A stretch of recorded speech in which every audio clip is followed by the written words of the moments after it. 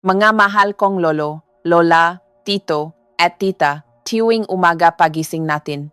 Marami sa atin ang nakakaranas ng isang pamilyar na eksena. Pagkalapa pa lamang ng paa, sa sahig biglang maninigas ang nga binti, ang unang hakbang ay parang may nakakabit na pabigat. Ang iba ay nakakaranas ng pamamanhit pababa sa talampukan at mayroon ding nakakaramdam ng pananakit mula sa binti payat sa tuhod. Marami sa inyo ang naisip na ito ay normal na senyales lamang ng pagtanda, ngunit ang totoo ay hindi. Ayon sa datos ng World Health Organization, pagkatapos ng edad na 55, ang bilis ng pagkawala ng muscle o kalamnan sa binti ay dumodouble kumpara sa mga nakaraang yuktong ng buhay. Sa karaniwan, ang bawat tao ay nawawalan ng 5% hanggang 8% ng muscle mass kada dekada. Kapag mas nauubos ang kalamnan, mas humihina ang kakayahang maglakad at malinaw na tumataas ang panganib ng pagkadulas at pagtumba. Ayon sa isang pag-aral mula sa University of the Philippines, UP, ang mga taong lampas 60 anyos ay may 3 beses na mas mataas na panganib na matumba kumpara sa mga nakababata. Sa mga kaso ng pagkabalingan balakang hip fracture, sa mga nakatatanda, higit sa 70% ng mga ito ay nawi sa kapansanan o pagkawala ng kakayahang alagaan ang sarili. Hindi lamang kalamnan ang humihina, pati na rin ang sirkulasyon ng dugo sa mga binti ay bumababa habang tayo ay tumatanda. Nawawalan ng elasticity o pagkanabanat ang mga ugat, veins. Kaya't bumabagal ang daloy ng dugo. Bumababa ang oksigen na dumadaloy sa mga kalamnan. Ito ang nagdudulot na pakiramdam na mabigat na bint, pamamanhid, pulikat sa gab at hirap sa pagtayo tuwing bagong gising. Ngunit ang ikinagulat ng maraming doktor ay kailangan lamang ng 3 minutong tamang paggalaw sa umaga upang ma-activate ang sirkulasyon. Magising ang buong sistema ng kalamnan sa binti at maayos muli ang balance ng nervous system. Isang pananaliksik mula sa National Institutes of Health ng UP ang sumubo sa nga maikling ehersisyo tuwing umaga sa isang grupo ng Pilipinong edad 60 hanggang 80. Ipinakitang resulta na makalipas lamang ang 14 na araw tumaas ng 12% ang lakas ng binti, tumaas ng 24% ang kakayahang tumayo ng matatag at halos kalahati ang ibinabang ng bilang ng mga insidente ng pulikat sa gabi. Ibig sabihin, para sa mga nakatatanda, hindi kailangan ang matagal na ehersisyo, hindi kailangan ng mabigat na buhat. Kailangan lamang itama sa tamang punto, tamang kalamnan, at tamang ugat upang kusa ng simulan ng katawan ang proseso. Pagilom, ang umaga ang tinatawag na golden time o pinakamagandang oras. 3 minuto lamang. Kung gagawin ninyo ito ng tama, mas mabilis na iinit ang inyong mga binti, mas magiging flexible ang mga kalamnan, mas lalakas ang daloy ng dugo, at mas magiging magaan ang inyong paglakad sa buong araw. Sasamahan ko kayo upang himayin kung bakit ang 3 minuto ay may napakalaking epekto, pati na rin ang simpleng ehersisyo na madaling gawin ng sinuman sa loob lamang ng inyong bahay. Ngayon, magsisimula tayo sa unang bahagi upang maunawaan kung bakit ang ilang minuto lamang tuwing umaga ang natatakda sa kalusugan ng inyong mabinti sa buong magapon. Bakit ang 3 minuto tuwing umaga ay may napakalakas na epekto? Maraming tao ang nag-isip na ang 3 minuto ay masyadong maikli para makabuo ng anumang pagbabago sa katawan. Ngunit para sa mga nakatatanda, iba ang paraan ng paggana ng mekanismong biolohikal. Ang isang maliit na stimulus o paggalaw sa tamang oras at tamang posisyon ay nakakapagbigay na napakalakas na reaksyon mula sa katawan. Iyan ang dahilan kung bakit ang 3 minuto sa umaga ay nagsisilbing gintong gamot para sa inyong binti. Pagkatapos ng mahabang gabi ng pagiga, bumabagal ang ating sirkulasyon at naipon ang dugo sa bandang binti. Kasabay nito, bumababa ang temperatura at nawawala ang elasticity sa mga kalamnan ng hita, binti at talampakan. Kapag kayo ay bagong tayo pa lamang, hindi pa handa ang makalamnan at hindi pa nakabubuka ang madaluyan ng dugo. Ito ang pinakamapanganib na oras na madaling makdulot ng pulikat, pagkahilaw, pagkawala ng balansa, at pagkatumba. Isang pag-aral mula sa Ateneo de Manila University ang nakapagtala na halos 40% ng mga kaso ang pagtumba sa mga taong higit sa 60 anyos ay nangyayari sa unang 3 minuto matapos bumangon sa kama. Nakakagulat pakinggan, ngunit madaling maintindihan.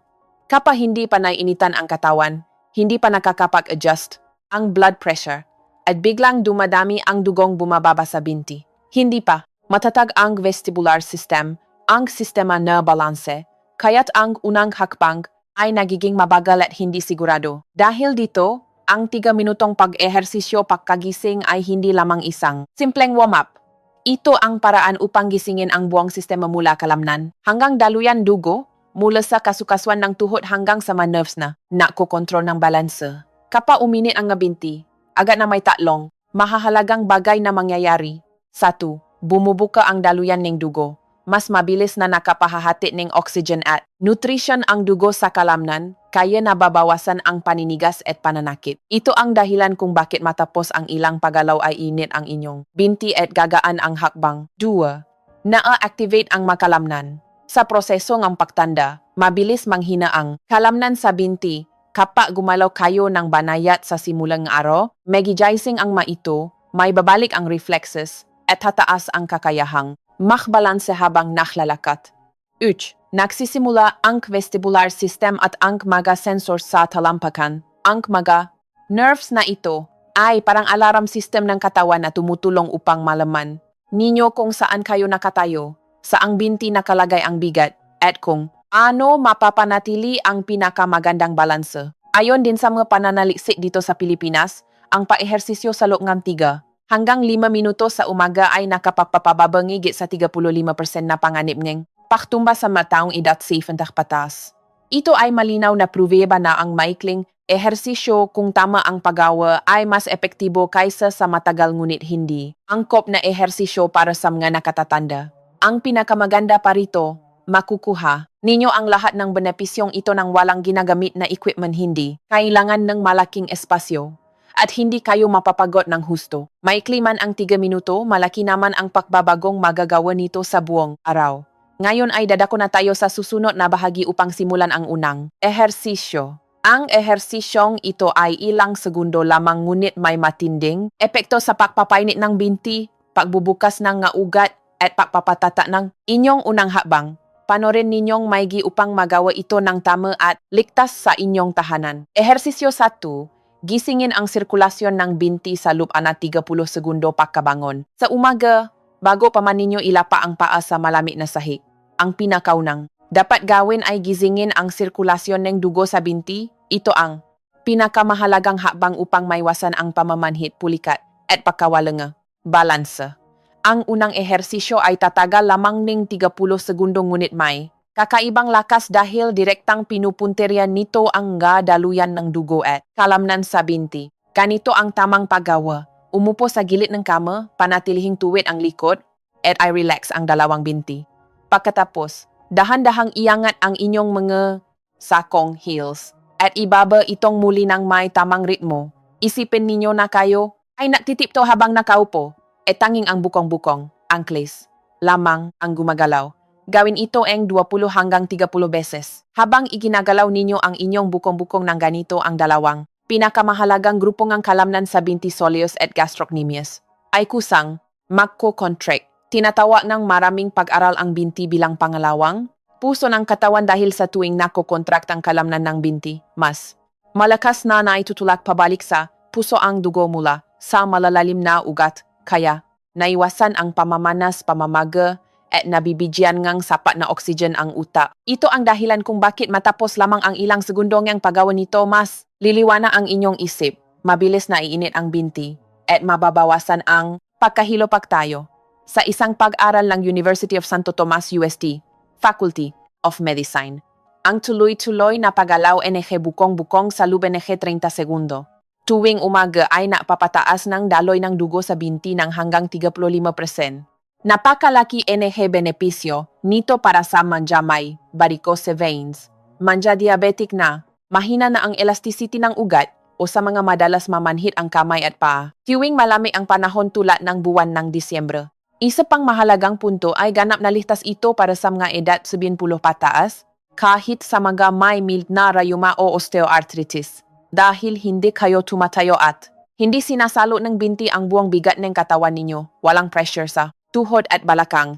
Gayon pa man, panatilihin ang tamang ritmo, huwag masyadong mabilis, huwag ilinin katawan paharap, at huwag ibuhos ang buong lakas. Ang layunin dito ay ang banayad na pagising sa daloy ng dugo at natural na pag-activate ng kalamnan.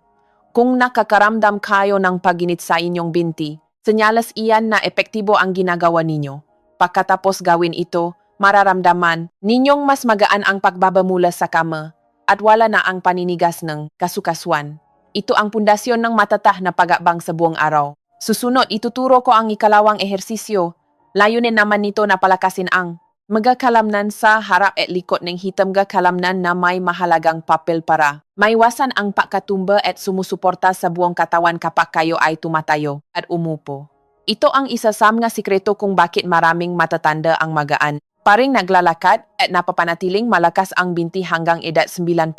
Panorin ng maigi para magawa ng tama. Ehersisyo 2. Palakasin ang kalamnan sa harap at likod ng hita para sa maghapong katatagan mga kababayan.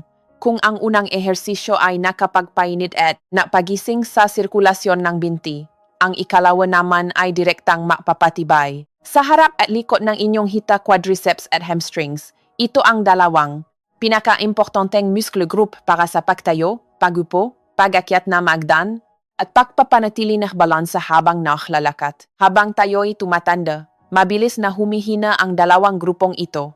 Ayon sa datos ng Department of Health, DOH, nawawalan ng 1% hanggang 2% ang lakas sa kalamnan ng binti kada taon ang mataong lampas 60 anyos kung hindi sila mag-ehersisyo ng tama. Ito ang nagpapaliwanag kung bakit maraming nakatatanda ang mabilis mangawit kahit sandali pa lang nakatayo.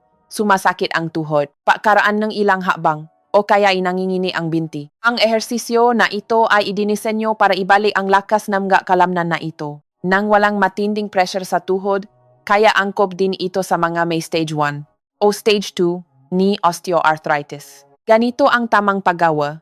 Habang nakaupo pa rin sa gilid ng kama o sa isang matibay na silya, panatilihing tuwid ang likod at i-relax ang balikat. Pagkatapos, iunat ang isang binti ng tuwid paharap habang nakasayat ang sakong. Heel sa sahe at nakaturo pataas ang daliri sa paa. Dahan-dahang iangat ang binti ng humigit kumulang 10 hanggang 15 sentimetro mula sa sahig. I-hold ang isang segundo at ibaba. Gawin ito ngang 10 beses sa bawat binti. Muhaman, itong simple. Malakas nitong pinapagana ang kalamnan sa harap ng hita para mas maging matata ang inyong paglalakad. Pinapatunayan ng mapag-aral na ang lakas ng kalamnan sa harap ng hita ay may direktang koneksyon sa inyong kakayahang tumayo na hindi na kailangang umalalay o humawa pagamit ang kamay. Kapag malakas ang hita, nababawasan ang pressure sa tuhod, kaya nababawasan ang sakit at ang paglalang rayuma. Matapos ang harap ng hita, susunod naman ang likod ng hita sa parehong posisyon ng pag-upo. Dahan-dahang ibaluktot ang binti at gamitin ang sakong upang bahagyang hatakin paatras na parang gusto mong itula ang paa papasok sa ilalim. Ngang silya o kama, i-hold ng 2 segundo at i-relax. Ulitin ng 10 hanggang 12 beses. Ginigising nito ang makalamnan sa likod ng hita na napakahalaga sa balansa at sa pag-stabilize ng inyong balakang. Ayon sa isang pag-aral ng dala sa Le Medical and Health Sciences Institute, ang mga nakatatanda na may malakas na kalamnan sa likod ng hita ay bumababa ang panganib na matumba ng halos 30%, lalo na kapag bumababa ng hagdan o biglang gumikot. Habang ginagawa ito, huminga ng pantay, huwag puwersahin ang tiyan, at huwag bilisan. Ang mahalaga ay maramdaman mong umiinit ng banayad ang inyong hita. Kung masyadong masakit ang inyong tuhod, maaari ninyong bawasan ang taas ng paangat o kaya imalagay ng maliit na tuwalya sa ilalim ng tuhod bilang suporta. Ang maganda rito, pagkaraan ng maikling, panahon ng araw-araw na paggawa, nito, mas madali na kayong makakatayo, magaan na ang inyong pahakbang, at hindi na manggang gawit ang tuhod kahit maglakad ng malayo-layo. Susunod naman ang ikatlong ehersisyo. Layunin nito na pagandahin ang balansa, iwasan ang pagkatumba sa umaga at patatagin ang buong katawan. Abangan ninyo. Ito dahil ito ang susi para mapanatili ang tibay ng binti hanggang edad 90. Ehersisyo 3. Ay activate ang talampakan at vestibular system para iwas tumbak. Kung ang unang 2 ehersisyo ay para painitin ang kalamnan at buksan ang mga ugat. Ang pangatlo ay may napakahalagang papel, ang gisingin ang sistema ng balansang katawan. Pinatutunayan ng maraming medical research na ang karamihan sa pagkatumbang ng nakatatanda ay hindi dahil sa mahinang kalamnan kundi dahil sa pagiging mabagal ng vestibular system at ni mga nerve sa talampakan. Pagkagising. Konting pagkakamali lamang sa balanse kahit kalahating segundo ay sapat na para kayo ay madapa, madulas, o hindi makapag-adjust agad sa pagpihit ng katawan. Ang nakakalungkot ay madalas itong mangyari sa umaga. Dahil bagong gising, hindi pagganap na alerto ang utak, hindi pa perpekto ang daloy ng dugo, at nawawala ang pagiging sensitibo ng talampakan. Kaya naman bago kayo bumabang ng kama, dapat muna nating gisingin ang mga nerves at sensors sa ilalim ng ating mga pa dito. Kasi nagmumula ang gunang kontrol para sa balanse. Napakasimple ngunit napaka-epektibo ng paraan. Umupo sa kama, ilapag ang dalawang paa sa sahi ng magaan at dahan-dahang ikot ang inyong bukong-bukong angkles ng pabilo. Gumawa ngang 10 hanggang 15 na ikot sa bawat paa. Nagpapainit ito sa kasukasuan. Nagbubuka sa mga ligaments. At ginigizing ang sensors sa ilalim ng paa.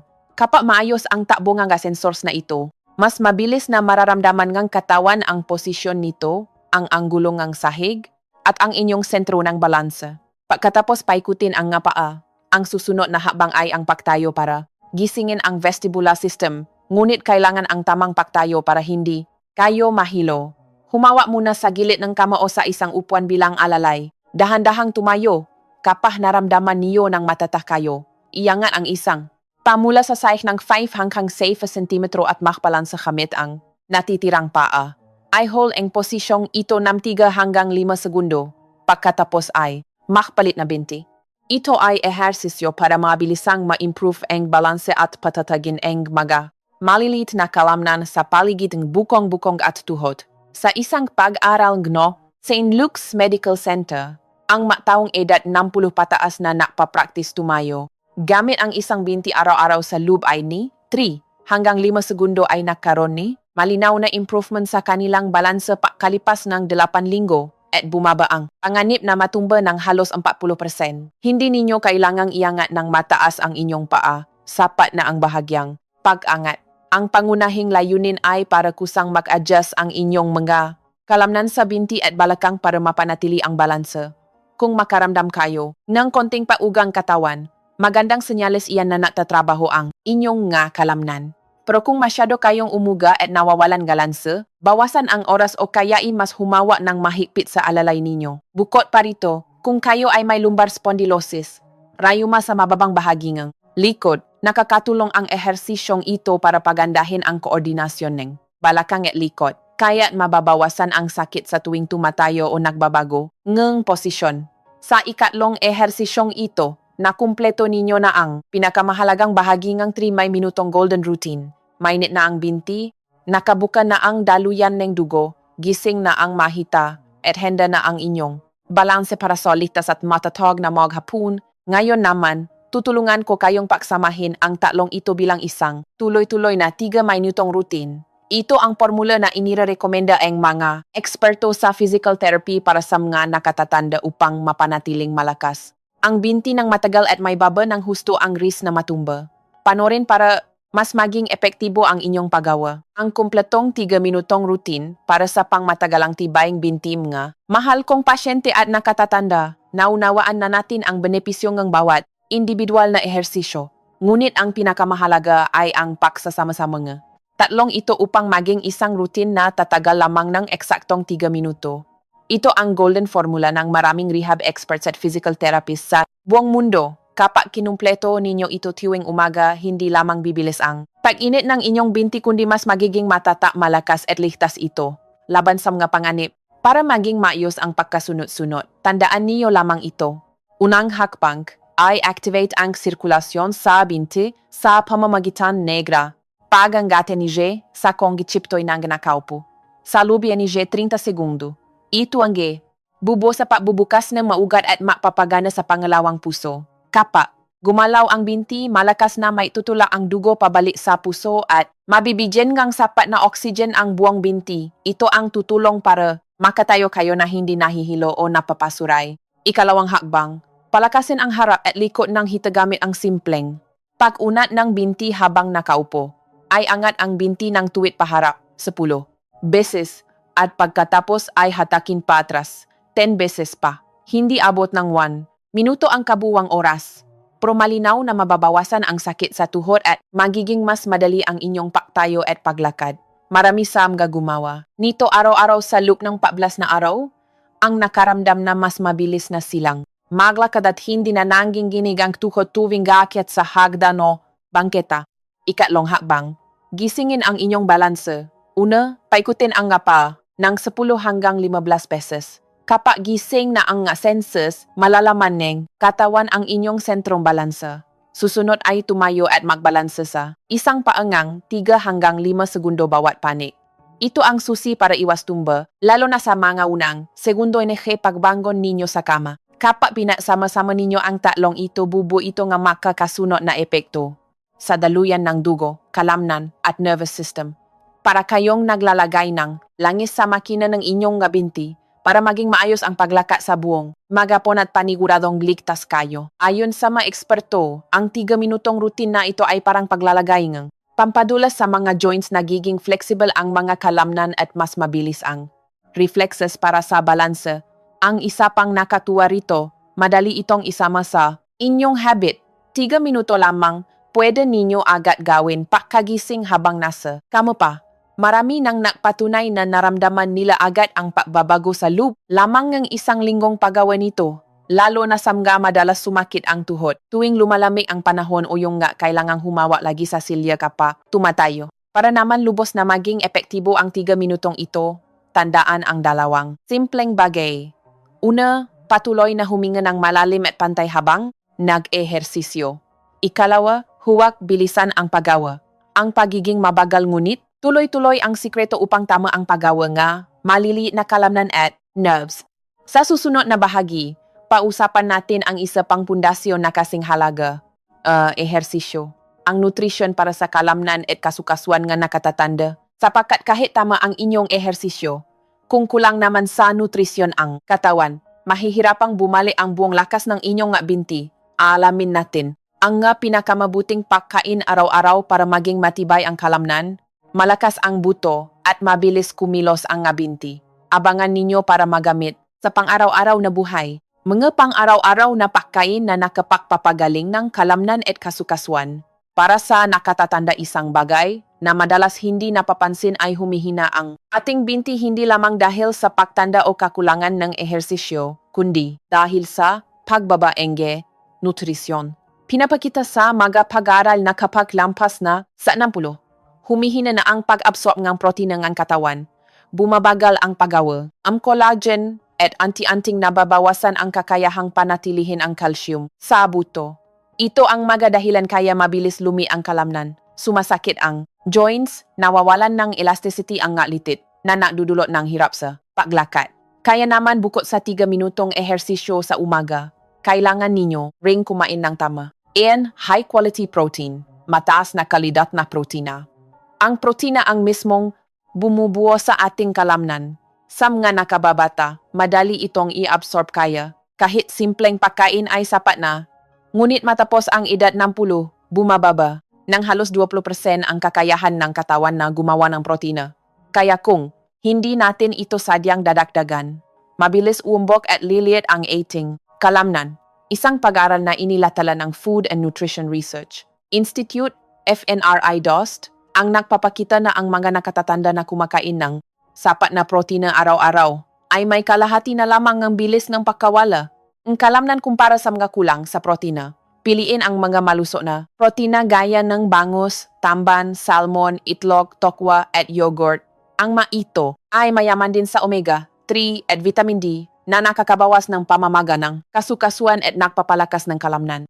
2. Pagkaing mayaman sa calcium at vitamin D, matibay na buto lamang ang makakasalo ng bigat ng ating katawan, lalo na kapaayat at bababangang hagdan o magbubuhat ng magaan. Kung mahina ang buto, madaling sumakit ang tuhod, magbago ang formang joints, at tataas ang tsansa na mabali ang buto kapag natumba. Ugaliing kumain ng yogurt, walang asukal, at mga berdeng, gulay tulad ng malunggay, kangkong, pechay o kaunting buto, seeds at nuts. Pinakamahalaga ang vitamin D dahil kahit anong daming ng calcium ang kainin mo, kung walang vitamin D, hindi ito maabsorb ng katawan. Mahigit 50% daw. Ng mga nakatatanda ang kulang sa vitamin D nang hindi nila alam. Kaya, makparaw kayo sa umaga ngang 10 hanggang 15 minuto. 3. Pagkaing panlaban sa pamamaga.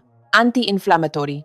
Para madaling maka-recover ang inyong makasukasuan. Isama sa inyong diet ang luyang, dilaw, turmeric, luya, bawang, sibuyas, avocado, at olive oil. Ang curcumin sa luyang dilaw ay napatunayang epektibo na parang mild painkiller para sa inflamed na kasukasuan. Ang luya ay nagpapaganda ng sirkulasyon at bumabawas ng pamamanhid, habang ang bawang ay tumutulong na iwasan ang paninigas, mga ugat para makadaloy ang dugo papunta sa binti. 4. Magagulay at prutas na mayaman sa antioxidants. Mabilis ma-damage ng oxidation ang kalamnan at kasukasuan ng matatanda.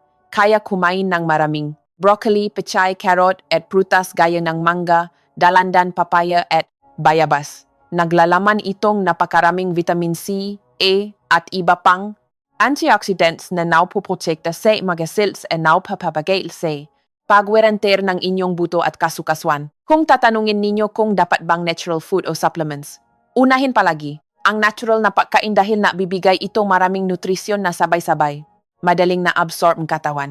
Pero kung may osteoporosis o malalang vitamin D deficiency, maganda rin ang supplements ayon sa payo ng doktor. Kapag sapat ang nutrition, dodoble ang epekto MT, minutong routine natin tuwing umaga mabilis. Kakaling ang kalamnan at kakan ang paklalakat. Ngayon, pag-usapan naman natin ang mga pagkain na nagpapaganda ng daloy ng dugo. Sabihin tiya tumiwas sa pamamanhid. Lalo na ito sa mga diabetic, may sakit sa ugat o laging pinupulikat sa gabi, mahalaga ito para sa mahabang buhay na. 20. Mga pagkain para sa sirkulasyon ngang binti at panlaban sa pamamanhid pagtuntong ngang edad 60, marami ang nakakaranas ng pamamanhid ng paa, parang tinutusok-tusok ng karayom, mabigat na binti, o pulikat. Hindi ito simpleng issue, ito ay senyales na kulang na ang dugo na umaabot sa binti, hindi na ganun ka-flexible ang ugat, o napinsala na ang inyong nerves dahil sa edad, diabetes, o rayuma sa likod. Kung mahina ang sirkulasyon, lalamihin ang pamo tuwing madaling araw mamamaha. Ang bukong-bukong o sasakit kapag naglakad ng matagal. Kaya ang diet ay critical. Luya, pinapainit ng luya ang katawan kaya lumalakas ang peripheral circulation, daloy ng dugo sa kamay at paa. Ayon sa pananaliksik ng Philippine Heart Center, ang pag-inom ng mainit na salabat, ginger tea, ng 3 hanggang 4 na beses kada linggo ay nakakapagpataas ng daloy ng dugo. Sa mapao nakatatanda, luyang dilaw, turmeric. Ang curcumin nito ay nagpapalambot sa mga blood vessels at nagpapababang ng pamamaga ng ugat para malaya ang daloy ng dugo. Ang mga nakakaranas ng pamamanhid dahil sa peripheral neuropathy ay lubos na natutulungan kung lalagyan ng luyang dilaw ang ulam, tulad ng ginataan o paksiw, o ihalo sa gatas o pulot honey, bangus, tamban at salmon. Puno na omega, 3 fatty acids na naklilinis ng maka, plakes o bara sa ugat at iniwasan ang paninigas nito.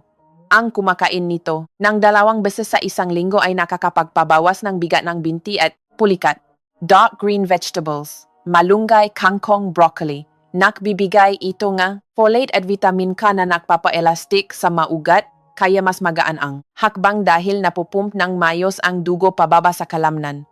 Mani, kasoy, at buto ng kalabasa, pumpkin seeds, puno ng vitamin E na nakpoprotekta sa nerves at nakakapabawas ng pamamanhid ng pa. Kung madalas kayong nakaupo o nakatayo o may diabetic neuropathy, malaki ang tulong ng vitamin E.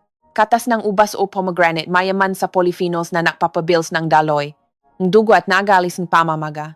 Ayon sa isang pag-aral mula sa Makati Medical Center, ang regular na pag-inom nito ay nakakapagpa-improve ng blood flow pababa sa binti sa loob ng 4 na linggo. Pag-inom ng sapat na tubig, kapag kulang sa tubig, lumalapot ang dugo kaya, nahihirapang dumaloy pababa na nagre-resulta sa pangangawit at pamamanhid. Ang pag-inom ng sapat na tubig ay napakalaking suporta sa ugat. Isama ninyo ang maito sa inyong agahan, tanghalian o hapunan at mapapansin ninyong mas gagaan ang inyong binti. Sa susunod naman, ibabahagi ko ang mga morning habits o kaugalian tuwing umaga upang panatilihing matibay ang binti. Hanggang 90 anyos. Mga kaugalian sa umaga para sa matibay na binti hanggang 90 anyos bukod. Sa 3 minutong ehersisyo at tamang pagkain, ang nakagawian sa umaga ang kumukumpleto sa kalusugan ng inyong binti. Anuman ang ginagawa ninyo pagkabangon, ay may malaking epekto kung magiging malakas ang binti ninyo maghapon. 1. Uminom ng tubig ng tama. Matapos ang pagtulog sa gabi, nawawalan ng tubig. Ang katawan kaya lumalapot ang dugo at bumabagal ang sirkulasyon. Kaya kayo namamanhid at sumasakit ang tuhod. Ayon sa Philippine Medical Association, PMA, ang pag-inom ng 200 hanggang 250 ml ng maligamgam na tubig pagising ay nakapagpapataas niya din niya sirkulasyon sa inyong miyaja kamay at pa. 2. Makparaw sa umaga. Ang araw bago maalas 8 umaga, 8 AM, ay sagana sa natural na vitamin D na pampatibay ng buto at pampatanggal ng sakit sa kasukasuan. Sa isang paaral sa Cebu, ang manakatatandang nakpapaaraw. Nang 10 minuto araw-araw ay mas matibay ang buto at hindi madaling mabali. Kung matumba men, pumunta lang kayo sa bintana, garahe, o balkonahe para masikatan ng banayat na araw. 3. Ayusin ang pagtulog. Kapag kulang sa tulog, nagkakaroon ng mild na pamamaga. Inflammation sa katawan na umaapekto sa joints at nerves ng binti, kaya masakit ang binti at pinupulikat. Dapat matulog ng 7 hanggang 8 oras. Iwasan ang cellphone at TV bago matulog. 4. Panatilihing mainit ang katawan sa umaga. Kapag malami ang panahon tulad ng Barmons, kusang nanlilit ang mga ugat sa paa kaya naninigas ang tuhod. Maksuot ng manipis na medyas pagkabangon. Nakakatulong ito mapanatili ang sirkulasyon at iniwasang sumakit ang tuhod paglapa sa malami na sahig. 5. Huwag biglang tumayo. Kapag nagising, umupo muna isang minuto sa hilid kama para maka-adjust ang blood pressure at makabalik ng mayos ang dugo. Sa puso, ang biglang pagtayo ay nagdudulot ng pagkahilo at pagkatumba. Kaya, laging payong ang mga doktor, laging dahan-dahan lamang sa umaga. 6. Ay relax ang isip sa umaga. Ang stress ay nagpapanigas sa nervous system at nakakasama sa sirkulasyon pati na sa balanse. Umupo lang ng tahimik sa loop ngang 1 minuto at huminga ng malalim ngang 4 hanggang 5 beses para ma-relax ang katawan. Pagdating dito, alam na natin kung paano alagaan ang binti. Ngunit ibabahagi ko paanganam na senyales na humihina na ang inyong binti kung nakakaranas kayo nga. Kahit isa rito, kailangan itong patiknan para maiwasan ang mga komplikasyon. 6 senyales na humihina ang binti at dapat magpasuri agad habang alam na natin. Ang paraan para lumakas ang binti, hindi dapat isantabi ang nga warning signs na mahina na ito. Kung maaga itong malalaman, mas maagang ma-adjust ang ehersisyo at pagkain. 1. Matagal na pamamanhid. Kung madalas manhid ang paa, parang tinutusok-tusok ng karayom ng 1 hanggang 2 linggo. Baka may problema na sa nerves gawa ng diabetes, rayuma sa likod, o walang dugong pumupunta roon. Magpatingin agad sa doktor. 2. Masakit kahit maikling lakaran lamang. Ang normal na tao ay kayang maklakad 6,500,800 metro nang walang problema. Kung nakakailang metro pa lang ay mabigat na ang binti at kailangan ng makpahinga, baka barado na ang ugat. Peripheral artery disease. Ayon sa UP College of Medicine, ito ang pinakamaagang senyales ng baradong ugat sa binti nga matatanda. 3. Paninigas ng kasukasuan sa umaga. Kung pagkagising niyo ay hindi niyo maituwid ang tuhod dahil matigas at tumatagal ito ngang ilang minuto, ito ay senyales niya osteoarthritis. Ubos na ang cartilage at tuyo na ang likido sa tuhod. 4. Pagkawala ng balanse at pasuray-suray. Senyales ito na mahina na ang inyong vestibular system at foot senses. Kung nalulula kayo tuwing humaharap, bumababang hakbang o mabilis na tumayo, dapat umaksyon agad para hindi kayo madapa. 5. Namamagang bukong-bukong, ankle swelling.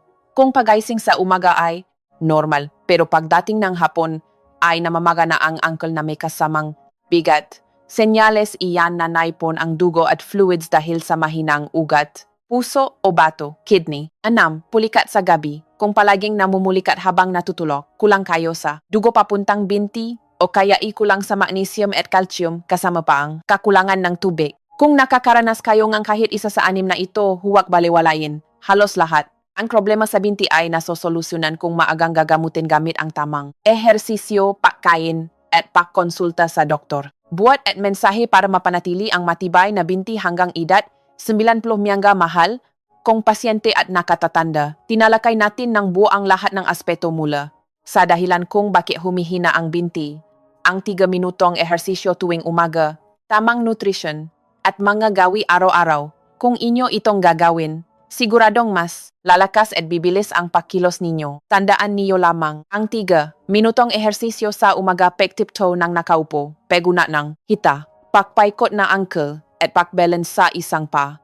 Handa na ang inyong katawan na lumakat ng magaan at maiwasan ang pakatumba. Tamang nutrition, bangus, tokwa, luyang dilaw, luya, yogurt, gulay at nuts. Mga nakagawian habits.